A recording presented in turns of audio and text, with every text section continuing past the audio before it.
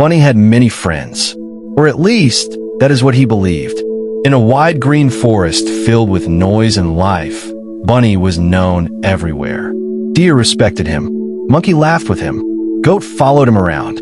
Elephant greeted him calmly. Parrot sang about him. Even Tortoise admired how confident he was. Bunny believed something simple. If you have many friends, you are safe. But the forest has a way of testing beliefs. One afternoon, everything changed. The air suddenly filled with loud barking. Sharp, aggressive, getting closer. Wild dogs, a pack, hunting. Bunny froze.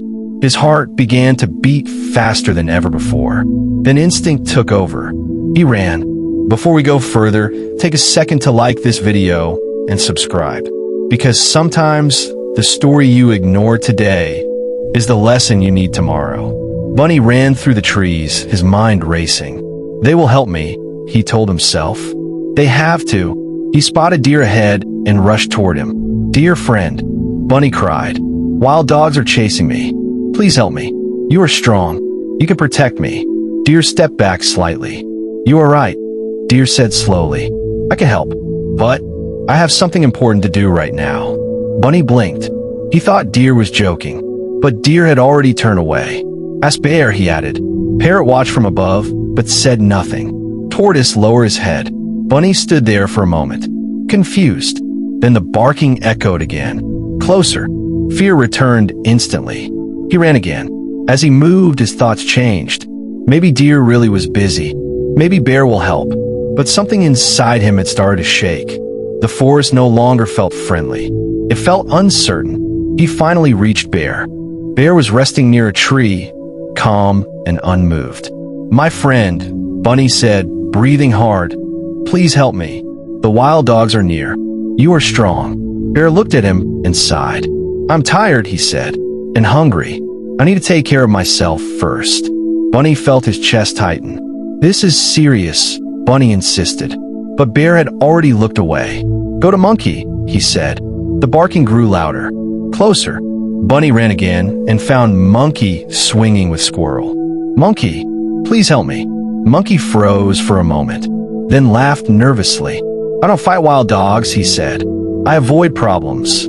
Squirrel quickly climbed higher. Bunny looked at them both. No one moved. No one stepped forward.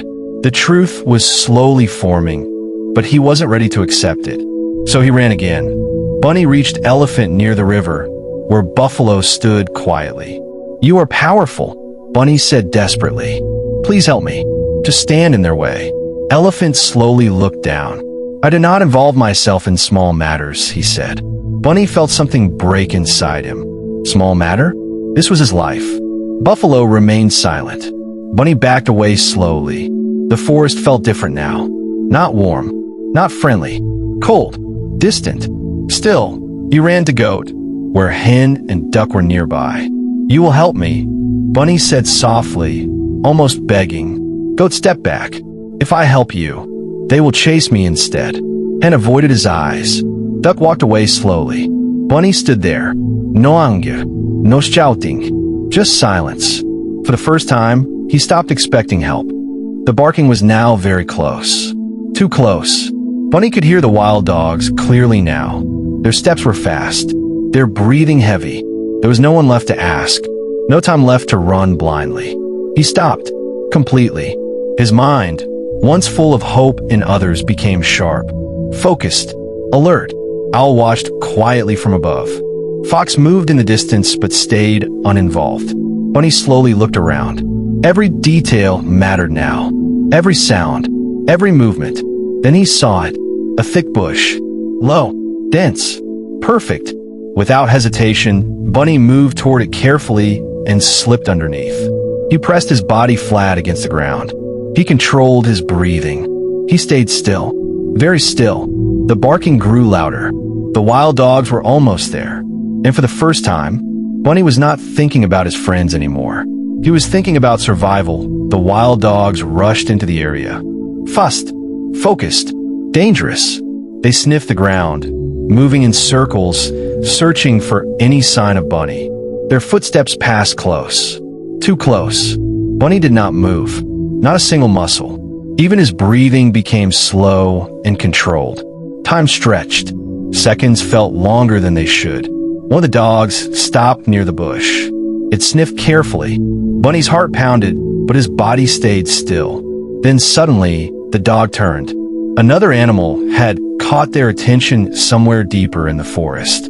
Without warning, the entire pack ran off. The sound of barking slowly faded. Silence returned. But Bunny did not come out immediately. He stayed there, listening, waiting, making sure it was truly over. Only after a long time, he slowly stepped out. The forest looked the same. Trees still stood tall. The wind still moved softly. Nothing had changed, at least not on the outside. Bunny looked around. He saw the same paths he used to run happily with his friends. The same places where they used to laugh. The same trees where voices once felt warm. In the distance, Monkey was laughing again. And as he walked through the forest, he realized something. The world around him hadn't changed. The trees were still tall. The wind still whispered. The paths were still open. But Bunny had changed. He had learned that danger doesn't always come with warning. That help doesn't always come when you expect it.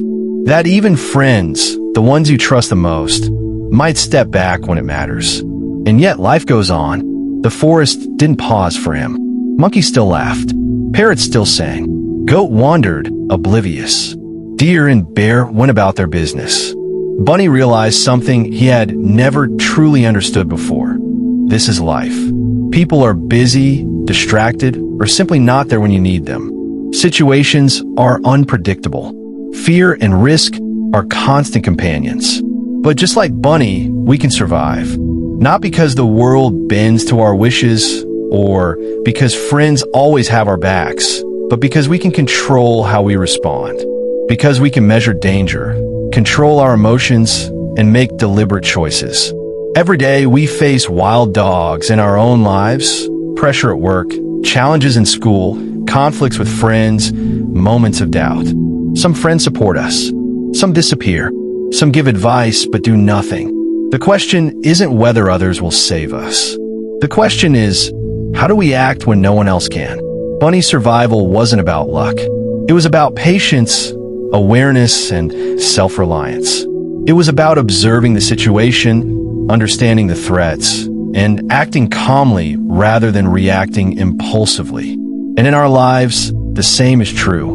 Real growth comes when we stop waiting for others to solve our problems. When we observe carefully, think clearly, control our emotions, and take responsibility for our own path. You can be surrounded by people and still be completely on your own. It doesn't feel like that at first. You laugh together. You talk often. You feel included. And your mind does something subtle. It translates presence into protection. It translates attention into loyalty. It translates familiarity into safety. But those are not the same things. Not even close. Because most connections are built for comfort, not for crisis. They exist in easy moments. They survive in normal days. But pressure? Pressure reveals structure. And most structures were never built to hold weight. Everything feels stable until something tests it. Not a small inconvenience. Not a minor problem. Something real. Something urgent. Something that doesn't wait. That's when you stop observing people casually and start seeing them clearly. Responses slow down. Excuses appear. Priorities shift. And suddenly, you are no longer part of the equation. Not because they forgot you, but because you were never as central as you imagined. And that realization doesn't come with noise. It comes with confusion first, then disbelief, then clarity to here's the truth most people avoid. When pressure rises, people don't become who they promised to be. They become who they always were. Focused on themselves, protecting their time, protecting their energy, protecting their safety. Even the ones who sound the most supportive, even the ones who feel the closest. When forced to choose, they choose themselves. Not loudly, not dramatically, quietly, naturally, without explaining much. And that's what makes it harder to accept. At first, you try to justify it. Maybe they're busy. Maybe it's not the right moment. Maybe I'm overthinking. You give them reasons they didn't even ask for. Because accepting the truth means rewriting what you believed. And that's uncomfortable, so your mind delays it. But reality doesn't wait for your comfort. It keeps moving, and slowly, your confidence in others starts to crack.